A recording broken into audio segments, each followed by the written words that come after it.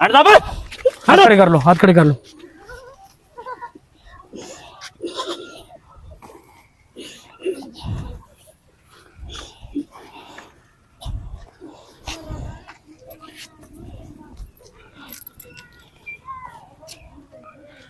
सामान क्यों काट ले? बेटा आपके पास कुछ नजर नहीं आया हमें? मेरे पास है। आपके पास पैसे हैं? जी हाँ। हमने तो तलाशी लिया, हमें कुछ नजर ही नहीं आया। मेरी माँ ने मेरे पैसे मेरी कमीज के अंदर से दिए। कहाँ है, निकालो जरा।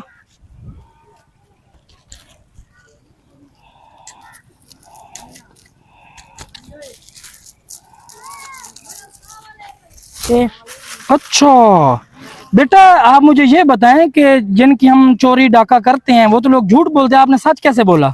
मेरी माँ ने कहा था कि बेटा हमेशा सच बोलना, कभी झूठ ना बोलना। अच्छा माशाल्लाह बेटा आप माँ के इतने फर्माबरदार हैं। जी हाँ। हम इतने बड़े अल्लाह, इतने बड़े गफूर रहीम अल्लाह जो 70 माओं से ज्यादा प्यार करने वाला है, हम उसकी नाफरमानी कर रहे हैं। बेटा आज हम भी तौबा करते हैं, आप हमारे लिए दुआ करें कि अल्लाह हमें हिदायत दे। हमने जितना लोगों का माल चुराया है वो भी इंशाल्लाह वापस करेंगे। बेटा ये अपने पैसे ले लें, आपने सच बोला। हम अल्लाह से तौबा करते हैं, आप हमारे लिए दुआ कर दें। डियर व्यूअर्स, हमारा जो आज की जो वीडियो थी उसके बनाने का मकसद ये था कि सच में निजात है और झूठ में हलाकत है।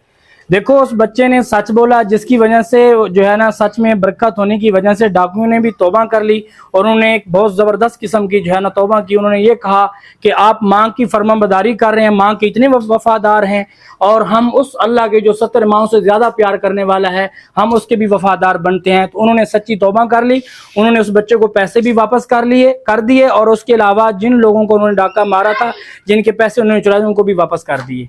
अगर हमारी वीडियो आपको अच्छी लगे तो आपने लाइक करना है, सब्सक्राइब करना है, शेयर करना है। जज़ाकुमुल्लाह खैरा।